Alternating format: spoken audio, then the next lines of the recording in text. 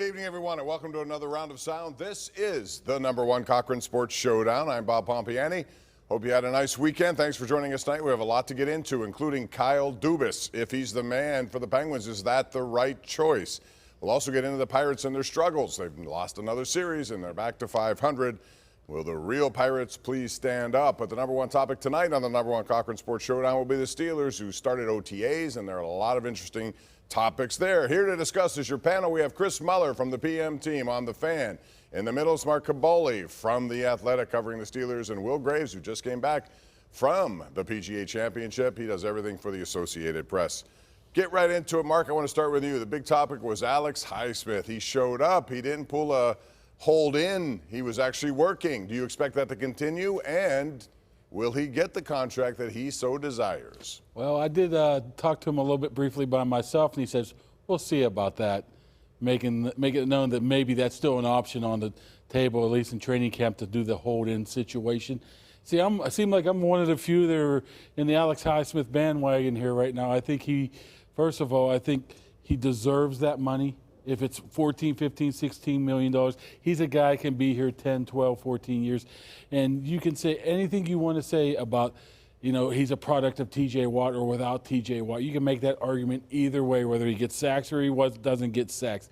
You give me a guy that can get 13, 14 sacks with TJ Watt, I am not complaining about it. I don't care where else you can spend the money. He's going to get this deal done. It's just a matter of when that's going to happen, and I welcome it. I mean, I can't slough off the fact that he played 7 games without him and it was averaging about a half sack a game. He got 3.5. Like, I know that the production, the final numbers look good here, but like that matters to me. I don't know. You pay TJ Watt $30 million a year, guys, because he's going to be great.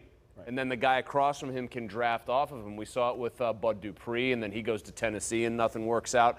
I think the reason people want Highsmith to get paid is because he did everything the right way. They draft him. He's not from a power school. He's a mid-round pick. Great citizen by all accounts. You never hear a bad word about him. It's not scandalous. The biggest story about him off the field is pickleball. He goes and gets better every year. I do think that, fans like this. I think the organization definitely likes it. But Mark says, you could spend it elsewhere. How about on cornerback, where they never seem to hit? If you end up needing a new cornerback in a couple of years or needing a frontline guy, give me that money somewhere where it's at a position you don't usually hit. But what is the alternative if you don't sign him, though? Yeah. What do you do? I mean, you could go trolling in the draft, or the money that you would spend on free agency, that you would have spent on him, you look for next year. But to Chris's point, he mentioned Bud, and I think that's a very apt, Bud bet on himself. They gave Bud a prove-a year, but they also had that 5th year with Bud, right? And Bud cashed in. This is a little bit more of a dicey situation because you have one season. You have one season that you are going to give him now, what, $1 million a sack, basically? Yeah, but he's pretty good against the run. He's a good player. Are you paying a guy $16 million to set the edge, though? Seriously. He's a good player and a very good dude. I mean, Kaboly can attest. A solid citizen and excellent point there. But it's tough. I think they are going to gamble and pay him. But I just wonder, man, it's 1 year. It's hard for me to just invest that kind of money on a guy who had one great season. Let me talk to you about DeAndre Hopkins. He's available, Mark. A lot of people I talked to said that would be a good fit for the Steelers. They have a lot going on. He costs a lot. Arizona's going to have to pay the lion's share of that. Who do you think will end up with DeAndre Hopkins? Whoever pays the most. Right? I mean, they released him. So, yep. I mean, he's going to go to the highest bidder. It's probably going to be about, what every team in the NFC is going to want him. Or in the NFL, it's going to be 15, 16 Baltimore? Teams. Anybody, Cleveland, about Cleveland. They got a ton of money. It's a simple question, right? Who's got the cap space? Yes. Buffalo and Kansas City really don't. They get connected to him. If either team, especially Kansas City, gets him, forget about it. I don't think he's the player he was 4 years ago, maybe. But he's still pretty damn good. He can pick and choose where he wants to go, get the most amount of money, can win a title. He might be. Look at that. He was on some not awesome teams in Houston. Was good on a team in Arizona that was good for about 5 minutes, and then it's all gone to hell. So the way I look at it is he wants to win. I could see him doing a Juju type situation where I just want to go and try to get a ring. And he's still getting his money. Well, he's at the age though where he could still be viewed as a big-time guy who could command a pretty big deal. I would say if he's on the I want to win plan, that might be the next contract. If he cashes in for 2 or 3 years, then he might say, hey, $5 million gets you big 10.5-inch hands DeAndre Hopkins, who will go up and win every 50-50. I think it's going to be a combo of a team that has cap space, a pretty young quarterback, and wants to make a splash at that position. If the Jags hadn't gone and traded for Calvin Ridley, I could see that being a destination, but they seem to have their guy. Should the Steelers inquire, Mark? Oh, inquire.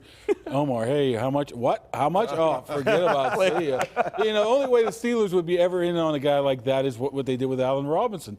Do some kind of trade for 1 year, and that would benefit them. They're not going to go to the free agency market with a guy like that and pay him that. No way. Can you imagine? They just have like the inside the room. They'd have Omar Khan's phone, and it would be the little iPhone, say DeAndre Hopkins on it, and then it would just be him going ha ha ha, and then hitting the red button. I mean, I would just wonder about that dynamic in the room too. When you got a young guy like George, and like Hopkins, by and large, has been a solid citizen for the most part. You don't.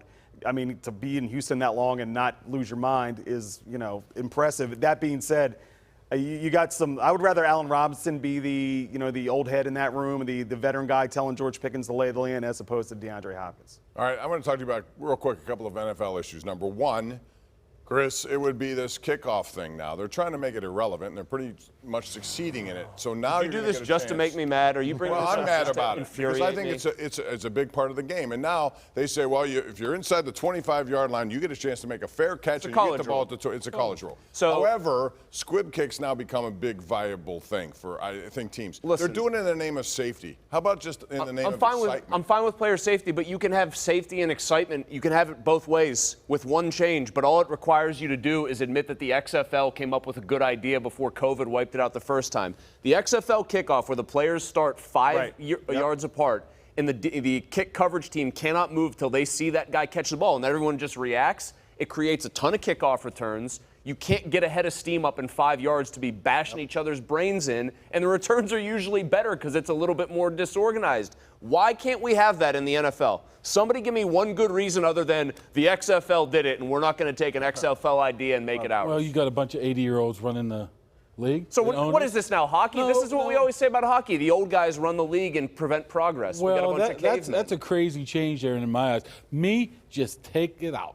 Put it that's on the 25 not a crazy. yard. Wait a minute. That's not a crazy in the change street to when just we were fully kids, eliminate a play, right? Yeah. I mean, when we played touch football in the street, I'll tell you started what, at the mailbox. Let's do this. Let's find out what the league's net punting average was the previous year, and every time you punt, you just have, it's not even a punt. We just advance the ball 45 yards back or whatever the net is, and that's how we do it. We'll get rid of punts while we're at it. I'm all for it because 90% of them probably are fair. It speaks to player, like sort of the disingenuousness of their interest in player safety. Hey, no more kickoffs, but we want you to play 3 times in 16 days because we're going to add Thursday games. Well, yeah. I mean, so that's the part that I'm like, what are we really talking about? Sir Bezos wants his games. Right. I don't think many coaches or players like that rule, and we'll see how it goes. In the meantime, we're going to take a break. When we come back, Kyle Dubas seems to be the man.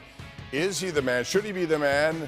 What if he's not the man? We'll talk about the Penguins and their search for a new GM next, right here on the #1 Cochran Sports Showdown. When's the draft like? 20. #1 Cochran Sports Showdown is brought to you by #1 Cochran. Go one better.